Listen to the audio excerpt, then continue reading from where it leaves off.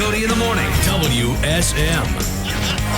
This is Coffee, Country, and Cody. Well, if you join us on television now, don't forget that 2 hours away, 10 o'clock this morning, Opry100.com is where you need to be to choose from over 230 shows as a part of the countdown to our centennial Opry 100 this time next year. It's also the Charlie Mattos Jr. birthday celebration show from the A-Cup House studio on the Grand Ole Opry Plaza. It's also Alana Springsteen's birthday. And she's coming to see us this hour. I will always remember that. Riley Green's birthday as well tonight. And Alana's playing the Opry tonight. So. And you and Alana are the same age, both of you 24. Radio after 40-some-odd years takes a toll. I would be negative 17 when I started, if that math were correct. And here's what I like. It says, Alana likes to celebrate her birthday on the 18th of October every year with her close friends and loved ones. There you go. So I didn't realize we were in that company. 4,400 loved ones tonight at the Grand Ole Opry. We're tight. Yes. We'll run the full lineup here in just a little bit. And Dan and Shay have new Christmas music, and some of it original stuff. I love when we come with something that these artists can create, and then 10 years from now, it's a standard at Christmas time, at holiday time. More on Riley Green talking about his birthday. He decided to drop a brand new album. A thing called Don't Mind If I Do is out today. And we'll catch you up on the latest from Reba McEntire. There's always something going on with Reba, including a premiere tonight on... More Coffee, Country, and Cody is on WSM. Arthur Fonzarelli picked out her outfit this morning. Yeah. Take a look. Alana Springsteen is in the house on Coffee, Country, and Cody from the A-Cup House studio on the Grand Ole Opry Plaza. What's up? Look at you, Black Leather. We're here. We're swagged out. Got my boots on. Ready to go. And happy birthday to you, to Charlie and Riley Green, among others in country music today. Thank you. It's fun. We walked in. We're getting to celebrate maybe some cupcakes later. We're big splurgers at the Opry. So there might still be 99 birthday cupcakes left over that they'll repurpose for tonight. Oh my gosh. So, Sign me up. And what a special day for you to be at the Opry. Not only is it your birthday, but this morning at 10 o'clock, tickets go on sale for Opry 100. We just turned 99. Oh my gosh. And there will be over 230 shows, some of which I'm sure you will be playing in the coming year between this time next year when we actually reach that 100 mark, our centennial. You're a part of something special when you're at the Opry, and you were just talking about that off the air, just what it means to be sitting here in the A-Cup House looking out at the entrance to the Opry House. Yeah, man, it's so special. Like, I was talking to Charlie about this. I've been touring so much over the past couple of years, and it always feels good to just come home and like have a place that feels like family. And my parents are all coming out tonight, and my brothers, and it's just it's a rare thing sometimes. As much as we're moving and chaos, it's amazing to come back and just be able to call the Opry home. It's such an honor. So this will be your third time playing. My third time. Tell me the difference between the first and the second. Because the first is just, it's chaos to a certain extent, and it goes by so fast, right? Yeah. It does. Everybody says that. They're like, just soak it in, like be sure to take a moment. But it's just hard to do it in the middle of shooting, and there's family, and like everybody wants to be a part of it. And this marks like the 3-year, I think, anniversary of my debut, because I debuted on my birthday a couple of years ago. So it was release day. We like announced my label deal. It was my birthday. It was just like everything at once. But I'll never forget it. 22 at the time? I was 22. I had just turned 22. Yeah, it's wild. It feels like longer ago than that, and sometimes it feels like 2 days ago. Yeah.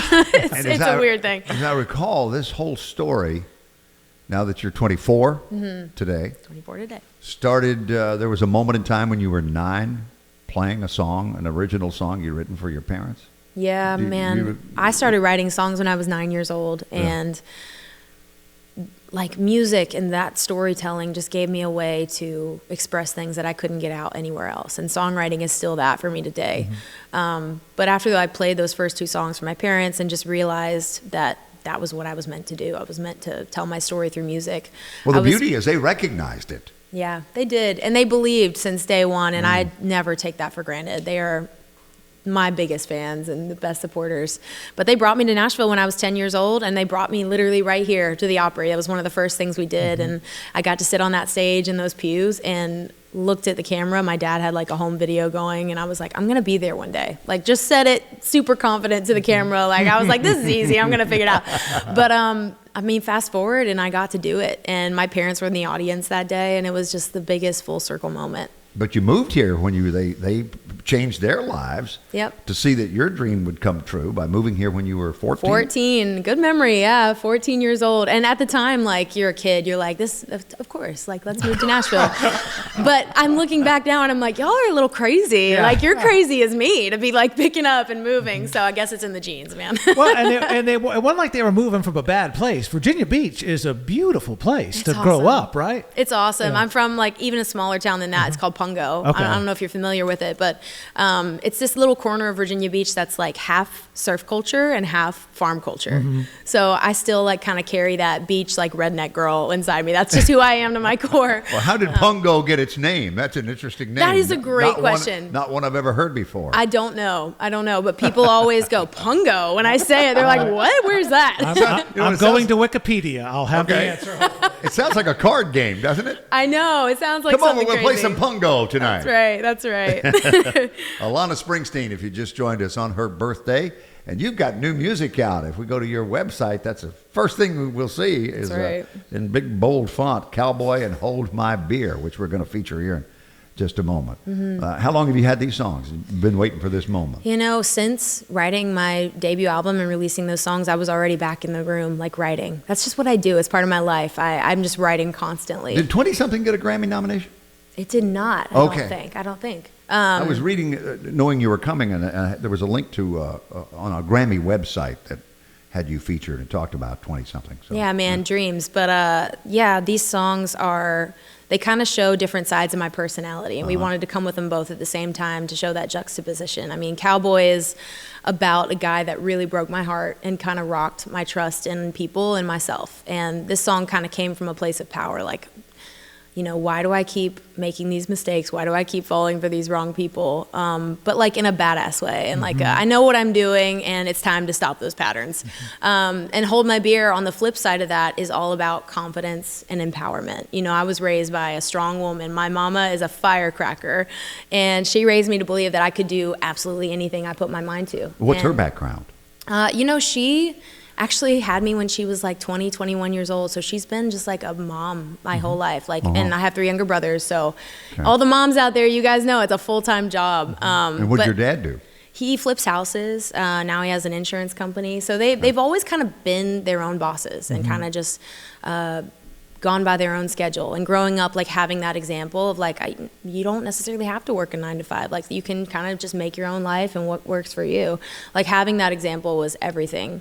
But I owe her a lot. I owe that like fiery spirit to her. And I'm really grateful for it. But I think everybody out there knows what it's like to feel underestimated. Well, these are going to be fun songs to play live too. First thing I did this morning in the car, popped on Spotify, played both songs coming in, and these got some fire to them. Thank you. And we've been playing them on the road. You know, I've been out with Luke Bryan this summer. I'm out with Tyler Hubbard through the fall, and we've had a chance to play these songs live. And just watching the reaction from people, I was like, okay, we need to come with these first. So what'd you learn from Luke? Oh, everything? Come on. There's nothing you can't learn from that guy. I mean, he's the most genuine, down-to-earth, likable person. And I don't know if you know this. We might have talked about this before, but that first time I was at the Opry, he was one of the artists that was playing that night, like when I was 10 years old.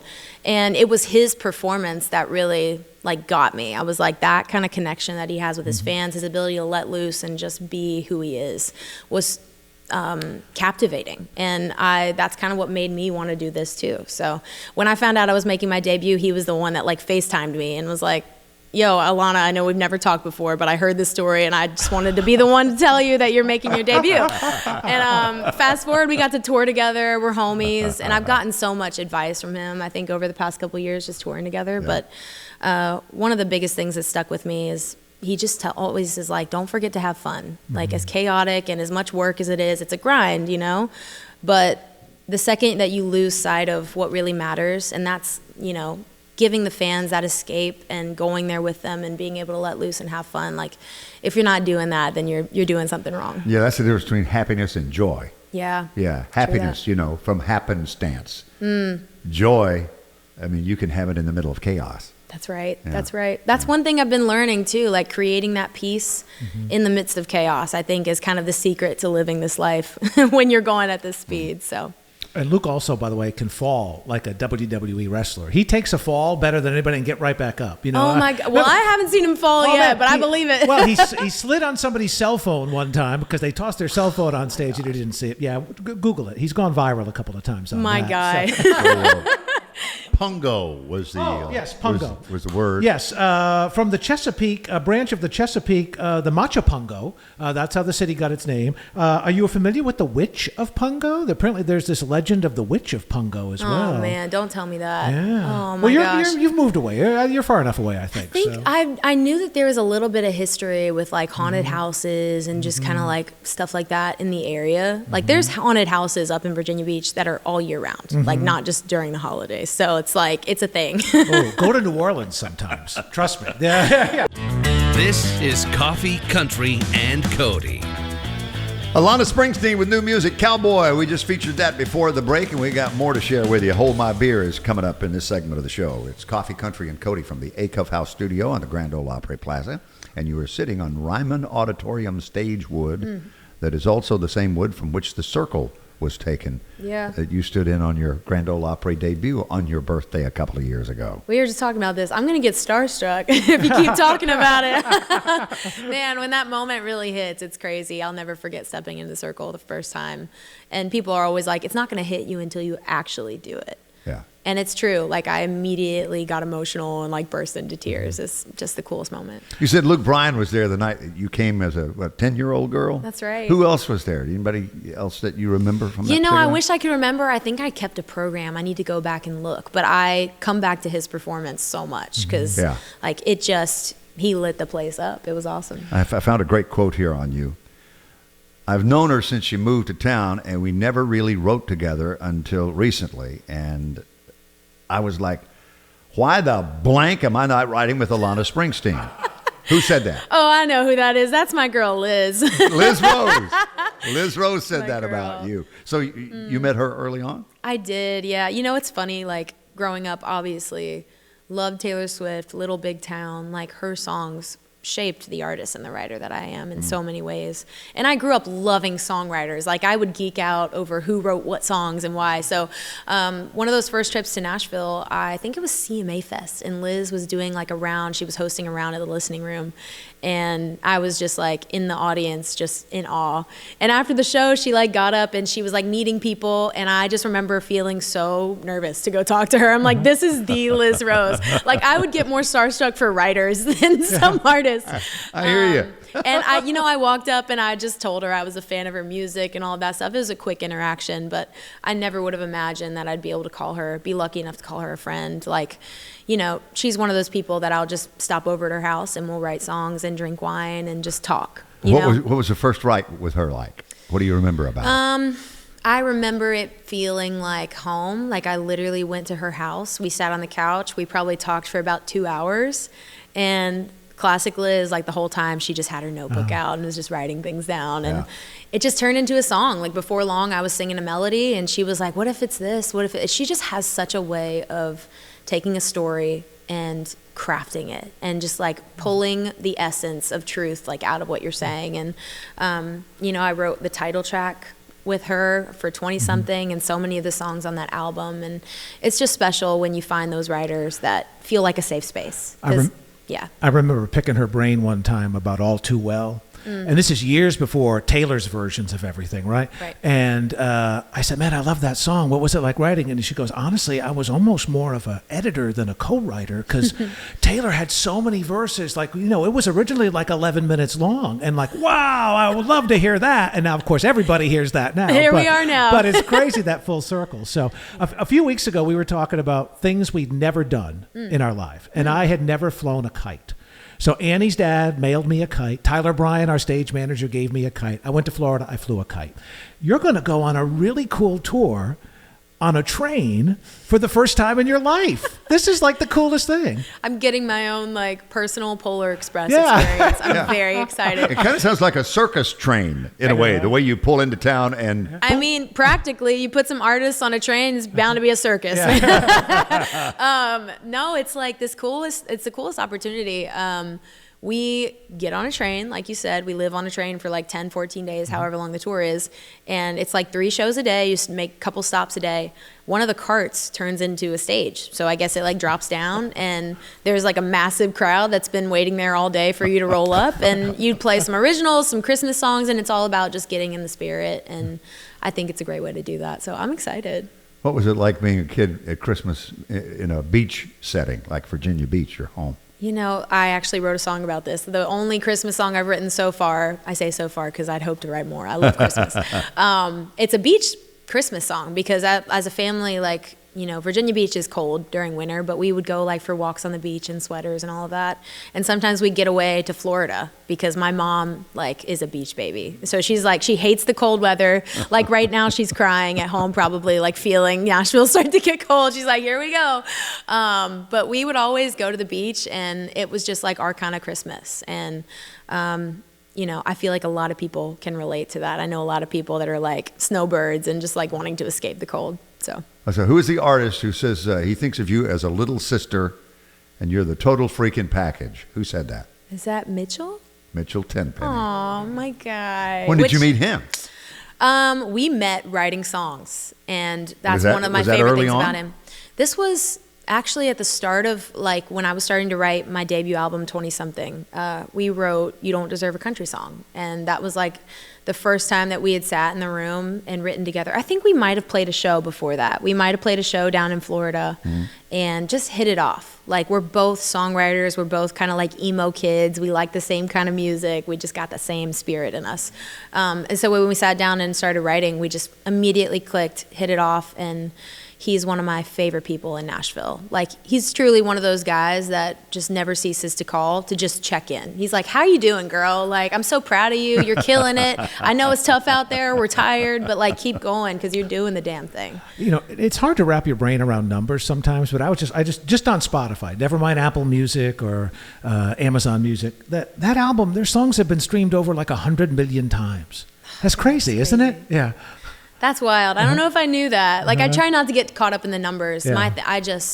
I love writing my truth. I love writing songs, and I just want to connect with people. Like, I want to make people feel less alone in what they're going through. So those merch table moments got to be huge, right? When people tell you how they relate to those songs. It's everything. It's everything. Like, that's what keeps me going. Sometimes there's shows where I'm just tired and we had an early morning and like I'm just running on fumes, you know, running on caffeine and concealer, just like holding it together. But there's a song title. You know, maybe at the very least an album title. Yeah. Talking to those damn radio guys at 8 o'clock in the morning, making me wake up. I love it. Yeah, exactly. I do have my coffee here, but Caffeine and concealer, baby. Those are the moments that fuel me, though. Like, that's what keeps me going, is knowing that it's these songs are becoming a part of people's lives, and that somehow through something I went through, like, they can feel like they're not alone in what they're feeling. And that's the power of music. I think that's why we all do what we do. At the Opry tonight, and then in a couple of days, you'll swap places with our Kelly Sutton. You'll be in Kissimmee, Florida, Country Thunder, Florida, then in Cedar Park, Texas, Fort Worth, Houston, Grand Rapids, Michigan to wrap up October. Thanks so much for getting up early and coming in with your caffeine and concealer. Anytime for y'all. From WSM Radio, this is Coffee, Country, and Cody. This is Jade Eagleson on Coffee, Country, and Cody from the historic A-Cup House Studio on the Grand Ole Opry Plaza. And I was just hanging out a few minutes ago in the Country Music Hallway back there. This is the Country Music Living Room. I was back in the Country Music Hallway visiting with our special guest. And I looked into your eyes when we're introducing ourselves to each other. And that smile and the fact that I could tell in your heart, recognize exactly where you are and what this means to an artist in their career. Yes, sir, I do. Yeah, it's a really, really blessed to be here today. So give us the backstory on your invite tonight. I found out 2 different ways. The first way I found out that this thing was happening in general. I was doing a rehearsal right here in Nashville with my band, and Brent Mason, a good friend of mine, and plays on all my records, and he was there. He plays on everybody's records. Oh, he sure does. Yeah, since 19 something, but he's the best. So it's great. But he was there, and he told me, and that was really special, just because I've looked up to him as a picker and just as a musician for a long time, and a lot of those guys. And then I found out the date. My son had a cake. And I saw him kind of wandering through the door with this big thing in his hands, and I was kind of confused as to what it was, and it was the cake saying that we're doing the Opry, so and the date and stuff. So it's pretty crazy. You have 2 boys? Yeah, I do. One's 7 months, and then I knew you had one in 2024. Yeah, it's wild. It's definitely a bigger workload, that's for sure. And how old's the oldest? He's going to be 5 in November, so wow. It's coming up. Yeah. So you go on the road to get a good night's sleep. 'Cause Yeah, you yeah. A whole lot at home, right? Yeah, Exactly. Yeah. Speaking of on the road, you did a bunch of dates with Cody Johnson. I did in Yeah. Canada. His live show is just absolutely spectacular. Yeah. Well, and you pair so well with him too. That must have been a great night of music. Man, Yeah. it was country. Jake Yeah, Worthington yeah. was there too, which is just awesome. Another night we had Drake Milligan as well. I heard y'all were playing him Yeah. a bit earlier. So yeah, it was really a good sitting vibe. If you're sitting there and just kind of watching, it's country top to bottom. Well, I'm thinking what you share in common, that cowboy lifestyle. You grew up farming and ranching, right? Yes, sir, yeah. In Ontario? Yeah, I was technically supposed to be a 7th generation farmer, and then I flew the coop to do music. But I got some pretty good siblings that can take over for me. Did I see where you left Ontario for a time, went to Alberta, and then decided to come back? Yeah, we when I was a kid, I guess I would have been a kid when I was a teenager. But when I was just 19, I moved to Alberta to try to do trades. Didn't like it so much. I did like the hands-on and stuff, but in my heart, I wanted to do music. So I called my old man and said, "Can I move back in?" And he's like, "Yeah, you can work on the farm and pursue your career if you want." So I did that, and then before you know it, I was back in Alberta again with my wife, because we found out we're having kids and stuff. So I was like, let's just do that and move out there where it's a little less crazy on the farm. Her name's Marina? Yes, Is that sir. right? Yeah. And where'd she grow up? She grew up in Vancouver initially, and then she moved to Calgary when she was, I think, in high school. And you met on a video shoot? I did, yeah. I figured that nothing that pretty was ever coming back to my farm, so I kept her around. That's the quote funny. of the day. Right there. So Jade I love Eagleson, that. if you just joined us on Coffee Country and Cody, and he's headed to the Opry for his debut in just a few hours. So when I'm in the mood for football, the great thing is the CFL opens like 3 months before the NFL. So I watch a ton of CFL stuff. So it got me down the rabbit hole on Canada one time, and I Googled mildest winter in Canada. And it was Victoria Island right off of Vancouver because of where it's placed. For some reason, if Vancouver gets a ton, Victoria Island gets very little snow. Or it's just such a mild. It looked like the most magical place. Have you ever been there? I've been kind of all over those areas. Yeah. But yeah, Vancouver is definitely different because it's just like always raining. I remember we had a tour that went through there, and I don't think my boots were dry for weeks after. I mean, especially on a bus, there's not good airflow on there. So. Do you know all the words to Canadian Railroad Trilogy by Gordon Lightfoot? I don't know. I'm more of a Hank Snow guy, but Gordon was great. Talk about those Canadian influences in country music. I know a guy who I came to town 30 years ago. This is my 30th anniversary year. Shortly after I got here, a guy named Paul Brandt, who I know figures prominently in your life, was on fire in this town and had moved here. Yeah, we just had this, it's called the Legend Showcase. So they honor traditional country music, and whoever's doing it today, they get to go up on a stage and they pair you with an old Canadian legend. And mine was Paul. And man, I was so nervous. I was supposed to flag him out to come out on stage, and I just totally forgot all about it. So I left him in the dust. I was singing My Heart Has a History, and I was like, you know what, it's my song now. But no, I'm kidding.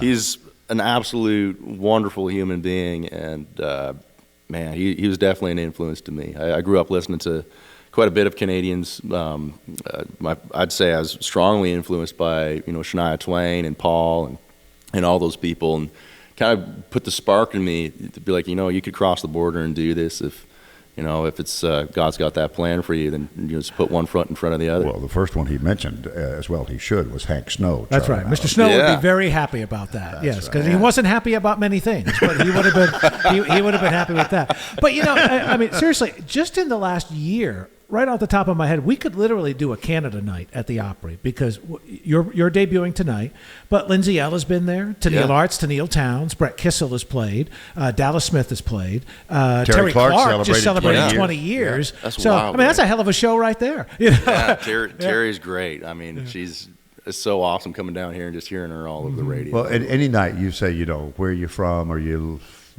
getting shout outs from folks who are celebrating birthdays, anniversaries, and you mentioned Canada. I mean, the place just comes alive. It doesn't matter what night of the week it is. Oh, yeah. We're everywhere, yeah. So do you have an influx of people coming for tonight? I have quite a bit of family. I mean, half of Canada lives here, it feels like. Every time you're in a writing room, you're meeting someone, they're like, hey, where do you grow up? And they're like, oh, in Canada. And you're like, oh, okay. I mean, and you're here now? Yeah, I'm here. I've been here 3 years, been coming almost for 10. Yeah. But we decided to move here about 3 years ago. So what part of town are you in? Are you in West End, yeah. Mm-hmm. Okay. Yeah, it's wonderful over there. We enjoy it. You weren't there when Vanderbilt beat Alabama and carried the goalposts down West End all the way to downtown, were you? I didn't see that, but, I heard a bunch of ruckus, like kind of just through the grapevine, and then I looked up to see what it was, and I was like, well, I mean, that's pretty awesome. Yeah, I knew they tore them down, and then I saw the video, and I'm like, they're in front of Bridgestone Arena. They have carried these goalposts 2.5 miles. Yeah, they beat out Kentucky too, didn't they? Yeah, they beat Kentucky too. Man, they're on a bit of a roll, aren't they? Yeah, but it's Vanderbilt, so they may lose to Ball State this week. So you got to take it all with a grain of salt. I'm optimistic, man. Let's go. But if you ever need a medical procedure, they're the go-to guys. That's right. Coffee, Country, and Cody is on WSM. Jade Eagleson is our special guest this morning. He's debuting in just a few hours. Big Red Curtain will go up at 7 o'clock, and Charlie Mattos, run your full lineup that includes Jade's debut, if you would. Well, we're going to kick it off with some great bluegrass. Rhonda Vincent and the Rage will be there. Of course, Jade is making his Grand Ole Opry debut. Danielle Bradbury, who we first fell in love with on The Voice. Hall of Famer Charlie McCoy. Alana Springsteen, who shares my birthday, so we'll have cupcakes tonight. Gene Watson, who just turned 81 a few days ago. Charles Eston, and Hall of Famer Don Schlitz will be there tonight. Well, Jade, you got a Juno nomination. You have multiple CCMA awards, the Canadian Country Music Awards. What's life been like for you here lately? Man, it's been pretty great. It's real validating to go back home and just see that all that support is still in place when you're down here doing it. I mean, the goal is trying to break down in Nashville, and it ain't too easy, right? So I was getting ready to ask you, what's the biggest issue in that transition as a Canadian artist? You're having success, then you come to the States, you move to Nashville. What comes to mind when I say that? I think it's putting your pride aside and just realizing that the bar's quite a bit higher here. I think it's kind of realizing that this isn't kind of going in and you're more prepared than anybody else. You're kind of learning and as you go. You just kind of have to accept that there's a very high bar to reach here, and there's got to be a lot of work. And I'm definitely experiencing that and putting the work in, and it's making me all the better for it. But a lot of great people. This town is incredibly welcoming and supportive, and everyone just wants to help you out. So I've been blessed to meet some incredible folk down here. Well, the good part is that this is the plan A and there's no plan B, because it's not like you moved from Chattanooga and if you got frustrated you're home in an hour. I mean, you've made a commitment, right? So in essence, it's like, this is what we're doing, right? Yeah, that's definitely. I talked to my wife and I was like, hey, I'm gonna regret not doing this if I don't. So, and she was all in. She's my biggest supporter. I'm sure a lot of artists will say that, but she keeps everything in check at home, and it's a full-time job, just doing that alone. So yeah, with two boys Big under time. 5. Yeah. Oh yeah. So I get to go out and chase this dream, and she's incredibly helpful and supportive. So it's crazy. Being down here is, I think though, like we got down here and we're like, even if I wasn't doing music, I think we'd want to stay just because we love it so much. Yeah. So we're going to be here for the long haul no matter what. Does the older of the two realize that Dad's got a pretty cool job? Not yet. Okay. I think he's kind of more into those YouTube stars like Blippi and whoever else. Man. wait till Calypso comes into his life on the YouTube. I'll just warn you about that one, okay? I'm gonna be prepared. Yeah, it's not bad, but it's very loud. Okay. Well, you warm my heart when you walk through the door with twin fiddles in tow. So introduce the band, the members of the band who are at least with you on this portion. Yeah, so these two are out on the road with me, and it's pretty excited. We're gonna be all playing together at the Opry tonight. They're brother and sister. Just regular siblings wouldn't cut it, so we got the twin fiddles in here. We got Tyler and Lindsay Beckett, and man, they make our live show something special, and you're about to hear. They're about to drown out. We didn't bring auto-tune with us today, so they're going to help me out. Opry Next Stage alum, and I mentioned his birthday today, Riley Green, his new album. He decided to do something special on his birthday, and that was drop an 18-song album called Don't Mind If I Do, and it features his new single, Damn Good Day to Leave. Kip Moore, I want to follow up too. Kip's got new music out today. He's got a brand new single, and here's a sample of that as he heads out on a world tour. Came back to bite me bad, had a feeling in my gut, but I still shook his hand. He ran with all my money, left me with the bag. Had to sell my truck, couldn't pay the note, and I'm learning as I go. I'm learning as I go. I'm learning how Couldn't pay the notes, learning as I go, from Kip Moore. I mentioned world tour, quite the world tour. He's on this weekend, tomorrow and Saturday. No, Saturday and a week from Saturday. Oh, that's right. Yep. The next 2 Saturdays, Yep. He's in South Africa on tour. Pretoria and Cape Town. Kane Brown, Kane and his wife Caitlin, they have got a few more duets in the works. He told CMT recently in an interview that they found a couple of more songs that fit their needs. They're going to release them in the future. Their first duet, if you remember, was a thing called Thank God. It reached #1, and he's headed out on tour. And tickets to his 2 Bridgestone Arena tour stops are April of next year, by the way, so there's time. But they're on sale in about 10 minutes at 10 o'clock this morning for Kane Brown. Scotty McCreery and Dasher will do some of those shows. And Mitchell Tenpenny and Ashley Cook will do the others. Yeah, Scotty's doing the first April show, and Mitchell's the second. And I know Renee would love seeing Kane Brown live, and I actually sat for about 5 minutes determining which of those shows I would like more, because I love all 4 of those special guests along with Kane. So I haven't landed on one combination yet. Maybe I have to go both nights.